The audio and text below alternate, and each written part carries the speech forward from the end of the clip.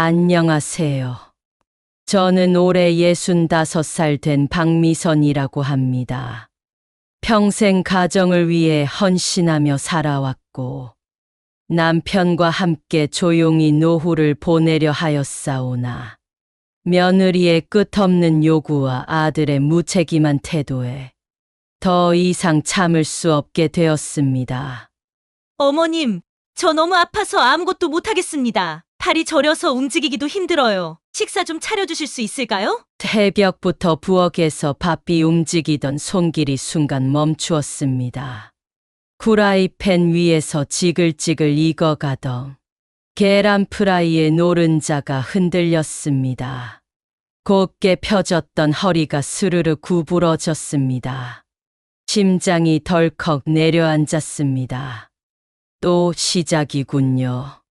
여러분은 이런 상황을 어떻게 받아들이셨을지, 그때까지만 해도 저는 제가 경험하게 될 이야기가 이렇게 복잡하고 아플 줄은 몰랐습니다. 제 이야기는 이제 막 시작되었습니다. 앞으로 펼쳐질 이야기 속에서 저는 과연 어떤 선택을 했을까요? 다음 이야기가 궁금하시다면 구독과 좋아요 부탁드립니다. 여러분의 따뜻한 댓글과 조언이 큰 힘이 됩니다. 몇 달 전부터였습니다. 제사를 앞두고도 시댁에는 오지 않겠다던 며느리가 갑자기 집으로 들어왔습니다. 친정에서 쉬다 오겠다며 가더니 어느 날 계단에서 살짝 미끄러졌다며 팔을 다쳤다고 하였습니다. 아이쿠, 어머님, 제가 팔을 다쳐 이렇게 아픈데 저 좀 도와주시면 안 될까요? 남편께서는 아무 말씀도 하지 않으셨습니다. 그저 신문을 넘길 뿐이셨습니다. 하지만 이 말을 듣는 순간 가슴속 깊이 끓어오르는 무언가가 느껴졌습니다. 그동안 며느리가 해온 일들이 주마등처럼 스쳐갔습니다. 제사 준비를 도와드릴 수 없다며 이 핑계 저 핑계를 대고 손 하나 까딱하지 않은 채 음식은 누구보다 잘 먹었습니다. 생활비가 부족하다며 매번 돈을 요구하였으나 갚은 적은 한 번도 없었습니다. 손녀를 핑계 삼아 무리한 부탁도 계속 이어졌습니다. 어머님 팔이 너무 아프고 어머니 손녀 학원비도 밀려 있습니다. 아들은 처음에는 조심스레 어머니 미정이가 많이 아프다 합니다. 조금만 도와주시면 안 될까요? 하더니 점점 대놓고 요구하기 시작하였습니다. 어머니, 어차피 집에서 식사를 준비하시지 않습니까? 저 이것도 같이 차려주시면 안 될까요? 어머니, 이번 달 생활비가 빠듯해요. 생활비 조금만 빌려주시면 안 될까요? 이번에도 역시 같은 패턴이었습니다. 하지만 이번에는 이야기할 때 옆에 남편께서 계셨습니다. 남편께서는 신문을 덮으며 천천히 입을 여셨습니다. 병원으로 가시지요. 단호한 목소리였습니다. 며느리의 눈빛이 흔들렸습니다. 아버님, 굳이 병원까지는 그냥 좀 쉬면 나을 것 같아요. 병원에서 진단을 받고 오면 우리가 도와줄지 말지 결정하겠다. 며느리는 순간 당황한 기색이 역력하였습니다. 곧 억울한 표정을 지으며 손녀를 바라보았습니다. 우리 유진이 엄마가 아픈데도 도와주지 않으시는 할머니, 너무하시는 것 같지 않니? 손녀는 순진하게도 할머니 엄마가 많이 아프실대요. 할머니가 엄마 좀 도와주시면 안 될까요? 하며 조르기 시작하였습니다. 순간 속이 울컥하였습니다. 며느리는 늘 이렇게 손녀를 방패막이 삼아 자신이 원하는 것을 얻어갔습니다. 그런데 그때였습니다. 남편께서 탁 하고 식탁을 치셨습니다. 더 이상 우리를 호구로 보지 마라. 며느리의 얼굴이 하얗게 질렸습니다. 남편께서 단호한 목소리로 더 이상 우리를 호구로 보지 않아라고 하셨을 때 순간 모든 것이 멈춘 듯 하였습니다. 며느리는 아무 말도 하지 못한 채 입술을 달싹이며 당황한 기색이 역력하였습니다. 손녀마저도 놀란 듯 조용해졌습니다. 저는 그런 남편의 모습을 바라보며 문득 과거의 기억이 떠올랐습니다. 결혼한 지 얼마 되지 않았을 때였습니다. 저는 시어른들께 잘 보이기 위해 최선을 다했습니다. 매년 제사를 준비하며 새벽부터 음식을 장만하고 방 안 곳곳을 정리하느라 손이 쉴 틈이 없었습니다. 하지만 힘들어도 며느리의 도리는 이런 것이라 여겼습니다. 그래서 한 번도 불평하지 않았습니다. 그렇게 몇 년이 지나면서 시어른들께 인정받아 이제야 조금 여유가 생겼다 싶었습니다. 하지만 정작 내게 돌아온 것은 당연함이었습니다. 어느 순간부터는 누구도 감사하다는 말을 하지 않았습니다. 제사가 다가오면 저 혼자 주방을 지켜야 했습니다. 시누이들은 손 하나 까딱하지 않은 채 웃으며 차려진 음식을 받아 먹기만 했습니다. 그 시절 저는 아무런 불만도 표현하지 못했습니다. 그러던 어느 날 시어머님께서 제게 말씀하셨습니다. 며느라, 너도 이제는 내 자식 키우면서 정신없겠구나. 그러니 제사 준비는 조금 줄이도록 하자. 그 말씀이 얼마나 고맙고 감사했는지 모릅니다. 그 순간부터 저는 시어머님께서 제 편이 되어 주셨다는 것을 깨달았습니다. 하지만 정작 저는 며느리에게 그런 시어머니가 되어 주지 못했습니다. 오히려 손 하나 까딱하지 않는 며느리를 보며 저는 왜 이렇게까지 참고 살아야 하는가 하는 생각만이 들었습니다. 어머님, 저 정말 팔이 너무 아파요. 설거지는커녕 수저드는 것도 힘들어요. 며느리는 애써 힘없는 목소리를 내며 신음하였습니다. 하지만 그 모습을 보니 과거의 내 모습과는 전혀 달랐습니다. 저는 정말 열심히 했었고 그게 당연한 줄 알았습니다. 하지만 이 아이는 어떤 생각을 하고 있는 것인가? 책임도 없이, 노력도 없이, 오직 핑계만으로 모든 것을 해결하려 합니다. 저는 며느리의 얼굴을 바라보며 천천히 입을 열었습니다. 그래서 팔이 아프면 병원에 가야지. 그렇지 않으냐? 제 말에 며느리의 눈빛이 흔들렸습니다. 당황한 기색이 역력하였지만 곧 억울하다는 듯 입술을 삐죽이며 말했습니다. 아버님께서도 너무 하십니다. 제가 이렇게 아픈데. 그때였습니다. 남편께서 신문을 탁 접으며 말씀하셨습니다. 정말 아프다면 병원 가서 진단서를 받아와야지. 진단서가 있으면 우리도 너를 도와줄 것이고, 그렇지 않다면 이제 그만 우리를 속여라. 며느리의 얼굴이 순간 하얗게 질렸습니다. 그제야 깨달았을까요?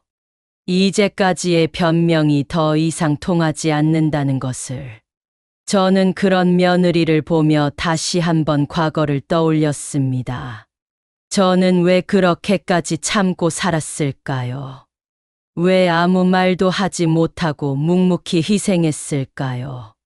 이제는 달라져야 합니다. 이제는 달라지고 싶어요. 이제부터는 더 이상 퍼주기만 하지 않을 것입니다. 이제부터는 더 이상 이용당하기만 하지 않을 것입니다. 아버님, 어머님 정말 너무하십니다. 저는 정말 팔이 아파서 아무것도 할 수 없습니다. 그런데 이제 와서 저를 의심하신단 말씀입니까? 며느리는 울먹이는 목소리로 말을 이어가며 눈에는 금방이라도 눈물이 차오를 듯하였습니다. 그러나 내가 그녀를 쳐다보자 입술을 꾹 깨물며 다시 손녀를 향해 돌아섰습니다. 우리 유진아. 엄마가 이렇게 아픈데도 아무도 도와주시지 않으신단다. 내가 할머니, 할아버지께 잘 말씀드려야 하지 않겠니? 손녀는 눈을 깜빡이며 저를 올려다보았습니다. 할머니, 엄마 도와주시면 안 돼요? 순간 가슴이 철렁 내려앉았습니다. 저는 손녀를 정말 사랑합니다. 그 작은 손을 꼭 쥐고 있자니 마음이 흔들릴 것 같았습니다. 하지만 남편께서는 전혀 흔들리지 않으셨습니다.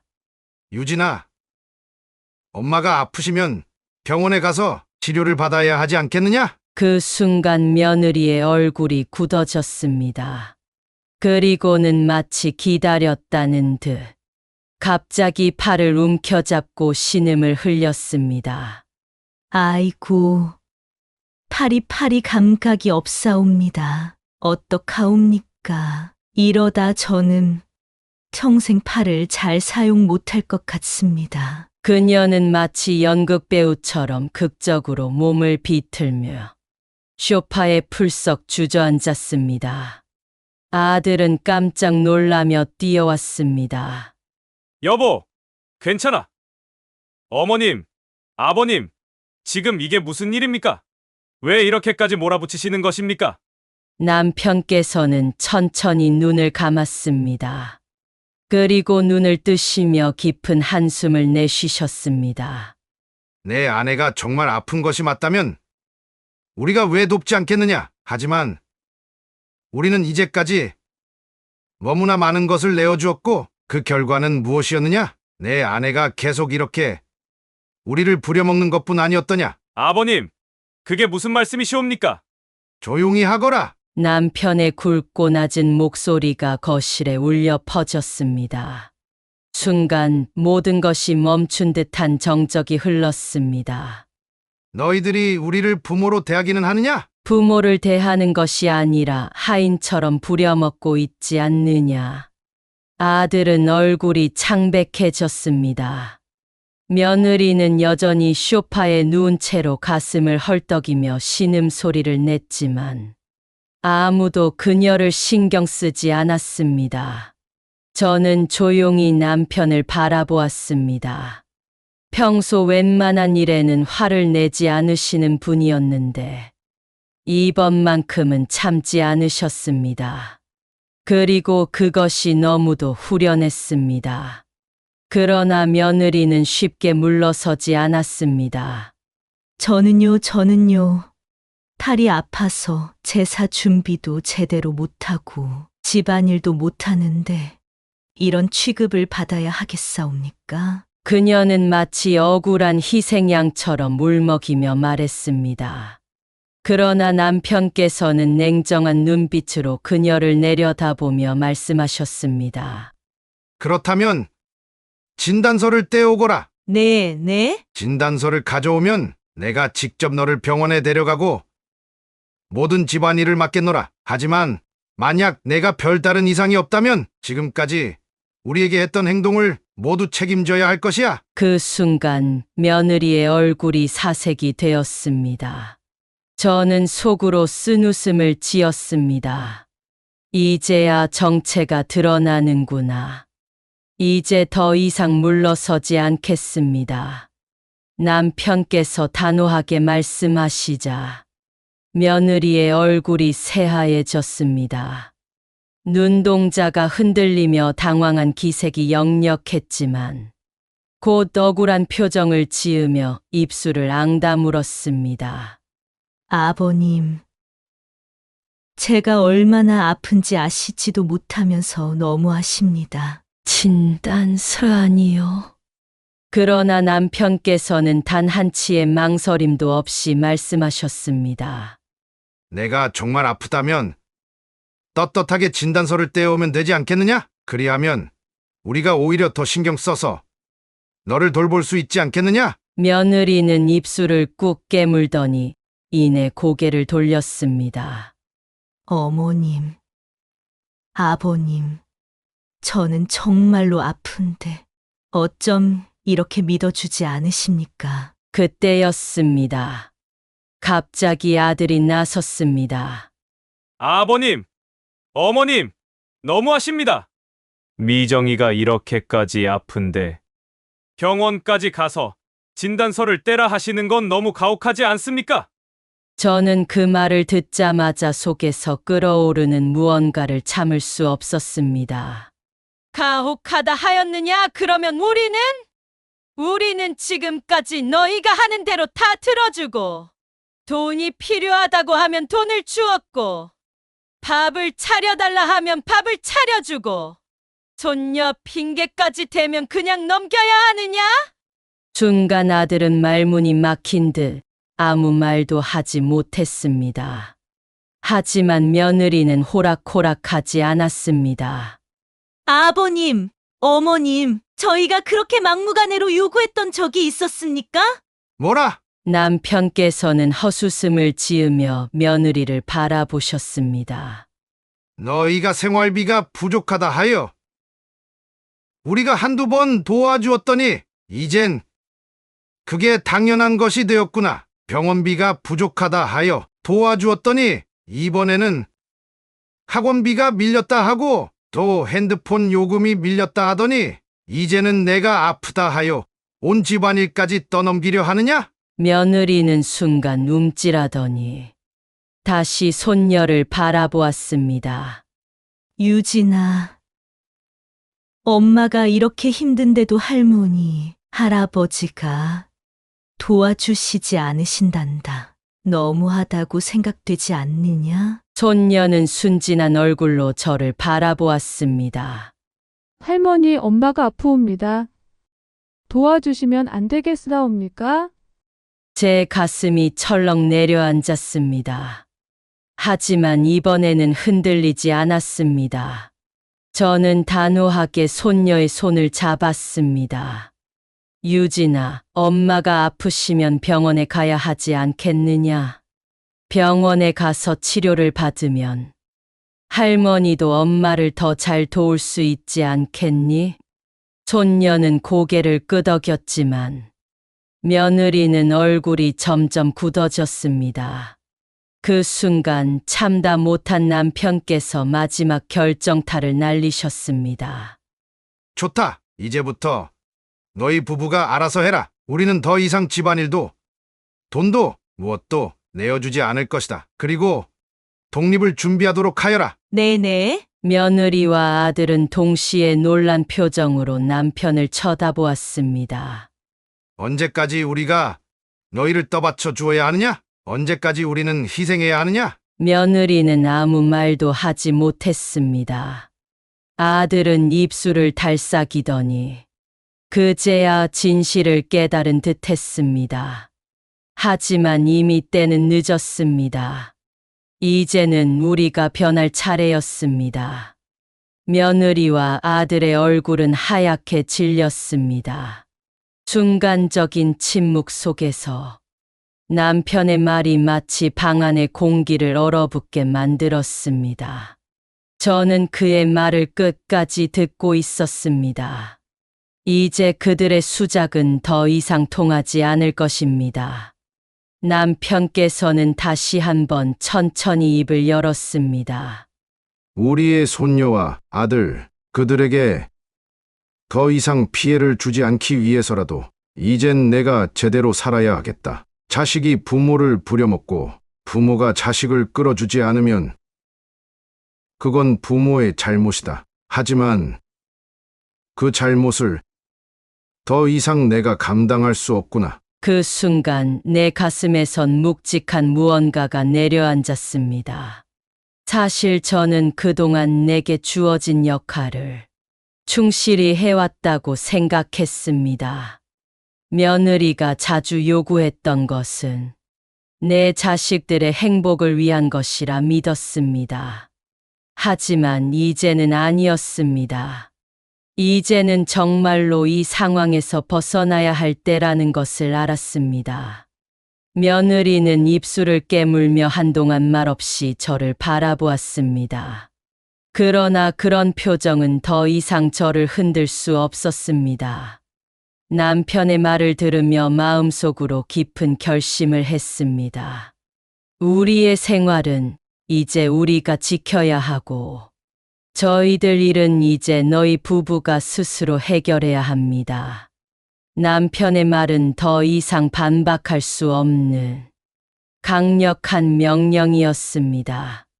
오늘부터 이 집안에서 일어나는 모든 일은 너희가 책임져야 한다. 우리는 이제 그만뒀겠다. 며느리는 분명히 자신의 제안을 거절당할 것이라는 생각은 못했을 것입니다. 그 얼굴을 보며 저는 과거의 저를 떠올렸습니다. 과거에는 내가 이 모든 것을 받아들이고 그것이 당연하다고 여겼었습니다. 그런데 지금 저는 더 이상 그런 상태를 지속할 수 없었습니다. 저는 그동안 너무나 많은 것을 감내했습니다. 남편께서 다시 말하셨습니다.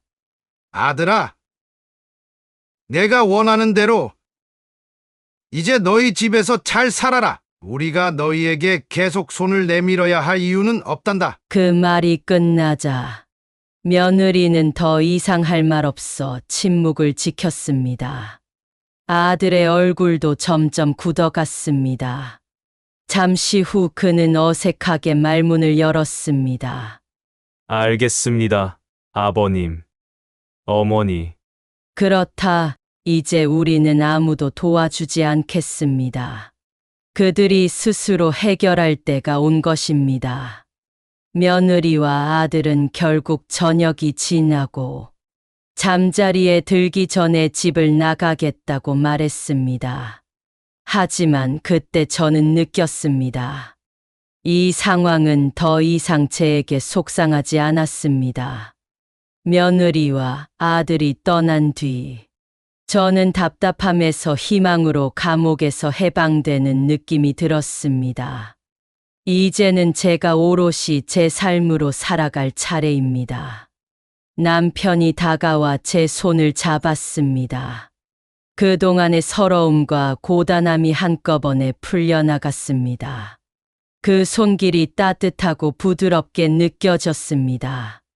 여보, 그동안 정말 수고 많았소. 이제 우리도 자유롭게 살아요. 그 말에 저는 그동안의 서러움에 펑펑 소리내어 한참을 울었습니다.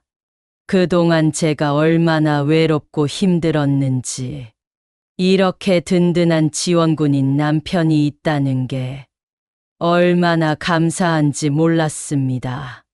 오랜만에 우리들만의 시간도 만들었습니다.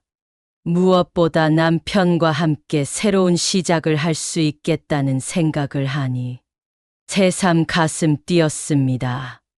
며칠 뒤 남편과 함께 바닷가로 떠났습니다. 조용하고 오붓한 여행을 떠나온 이 시간이 얼마 만에 찾아온 여유의 시간인지 모릅니다. 이제는 아무 걱정 없이 남편과 함께 손을 맞잡고 다시 시작할 준비가 되었습니다. 그들이 떠난 집안은 조용했습니다. 아무도 저를 부리지 않았고 모든 것은 제가 선택하는 대로 흘러갔습니다. 손녀가 그리울 때면 영상통화를 하고 아들이 찾을 때는 가끔 연락을 주고받을 것입니다. 이제 저는 더 이상 누구에게도 희생하는 삶을 살지 않겠습니다. 이제부터는 제 인생을 살아가려 합니다. 오늘의 이야기에서 우리는 가족이라는 이름 아래 무조건적인 희생이 당연시될 때가 많았습니다. 그것이 결국 착취가 될 수도 있다는 점을 배웠습니다. 부모는 자식을 사랑하지만 사랑과 희생이 반드시 가질 필요는 없습니다.